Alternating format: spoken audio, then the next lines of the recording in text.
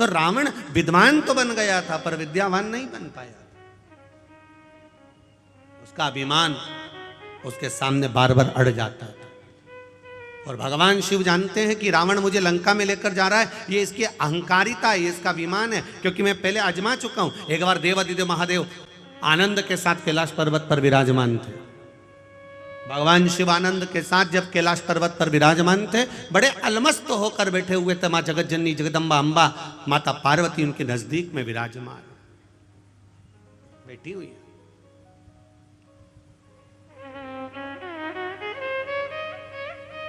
विशर्वा बाबा के पुत्र कुबेर भी हैं और विशर्वा बाबा के पुत्र लंकाधिपति रावण भी हैं।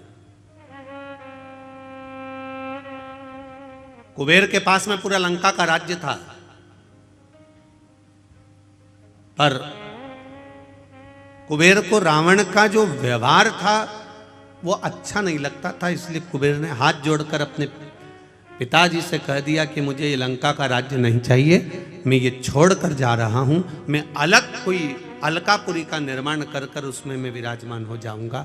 और कुबेर चले गए, आनंद के साथ रहने लगे।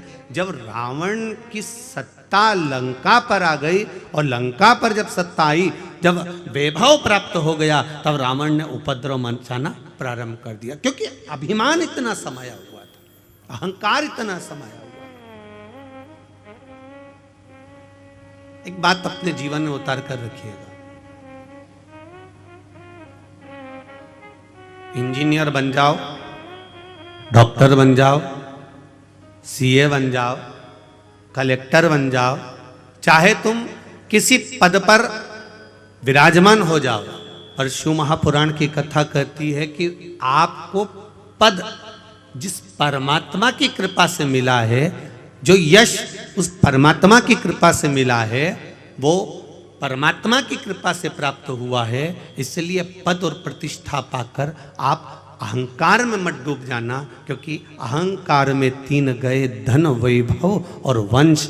ना मानो तो देख लो रावण, कौरव और कंस, ये तीनों अहंकार में चले जाते हैं, ये तीनों अभिमत्ता में चले रहे। आप इंजीनियर बनिए मना नहीं, आप कलेक्टर बनिए मना नहीं, आप एसपी बनिए मना नहीं, आप डॉक्टर बनिए मना नहीं है, पर कहीं इतना अभिमान, इतना अहम, इतनी अहंकारिता हमारे भीतर प्रकट ना हो जाए कि जिसके बल पर हम पुनः फिर नीचे आ जाए। वो अभिमत्ता हमारे भीतर नहीं आना चाहिए।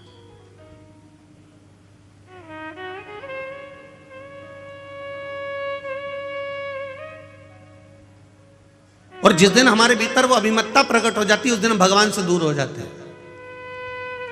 हम परमात्मा से दूर।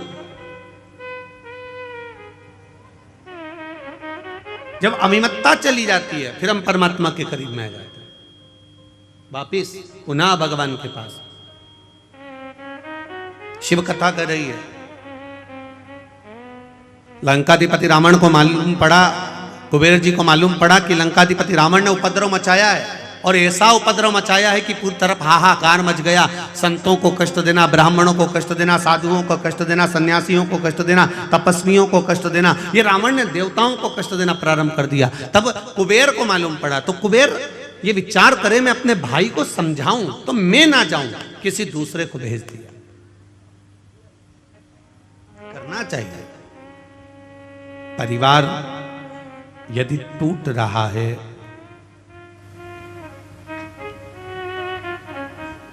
राष्ट्र यदि बिखर रहा है, अभी परम पूज्य गुरुदेव ने कहा कि राष्ट्र को आपको और हमको संभालना पड़ेगा। ये पूज्य गुरुदेव अभी कहे, कोई दूसरा नहीं संभालेगा, आपको स्वयं संभालना है, आपको स्वयं निभाना।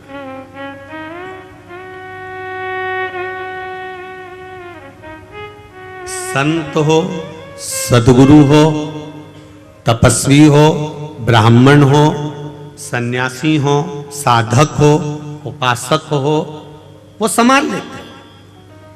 कुबेर ने लगा मन में कि ये मेरा भाई गड़बड़ कर रहा है, तो कुबेर ने तुरंत उसी समय पर अपने दूतों को भेजा और जाकर कहा कि रावण को समझाकर आओ कि ये क्या कर रहे हो, तुम इतने विद्वान होने के बाद में, इतनी विद्वत्ता तुम्हारे भीतर होने के बाद में तुमने ये क्या करना चालू कर दिया। कहीं किसी को कष्ट दे रहे हो, किसी की अग्नि को समाप्त कर रहे हो, कहीं किसी को कष्ट प्रदान कर रहे हो, ये क्या कर क्या रहे हो। विद्वान से विद्वान, बड़े प्रबल विद्वानों को, जो रावण से भी विद्वान थे, उनको भेजा गया लंका में। और लंका में जब भेजा गया, लंका में जब पहुंचे और वो लंका पहुंचकर रावण को ज्ञानोपदेश देने लगे। अब जो बहुत कंजरी वालों थोड़ा ध्यान लगा कर सुनना, और जितने भी कंजरी की दीदी उन बैठी है ना, सब जरा ध्यान लगाइएगा। जितनी भी जीजियां बैठी और जितने जीजा उन बैठे वो भी थोड़ा ध्यान लगाइएगा कि ज्ञानी को समझाया जा सकता है, अज्ञानी को समझाया जा सकता है, पर अभिमानी को कभी नहीं समझाया जा सकता, ये निश्चित है।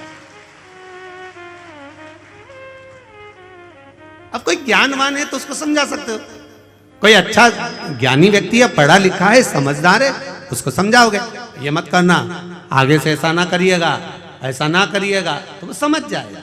कोई अज्ञानी है, एक बार नहीं समझेगा, 2 बार में समझेगा। अज्ञानी है तो वो मुंह भी नहीं चलाएगा। हो, इनने कह दिया मेरे को नहीं करना, नहीं करना, तो उठ के चला गया।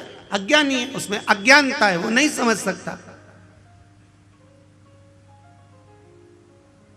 अब ज्ञानी को समझा लोगे, अज्ञानी को समझा लोगे, पर जिसके भीतर अभिमान बढ़ा हुआ है, बताओ कल का छोरा हमको समझाएगा, बताओ कल की बहू आई ये मुझे ज्ञान देगी। कई कई सास उन कह देती है कल की आई है और मुझे बदलना चाहती है, कल की आई, मतलब इसके भीतर ये अभिमान भरा हुआ है, अहंकार भरा हुआ है, और ये अभिमान जब तक भरा हुआ है तब तक ये सुधर नहीं सकता। इसलिए ज्ञानी को समझाया जा सकता है, अज्ञानी को समझाया जा सकता है, पर जिसके भीतर अभिमान भरा है उसको समझा सकोगे क्या? बोलो तो जम के जरा, समझा पाओगे? नहीं समझा सकते। आप कितना ही प्रयास करो, समझा नहीं समझ सकते।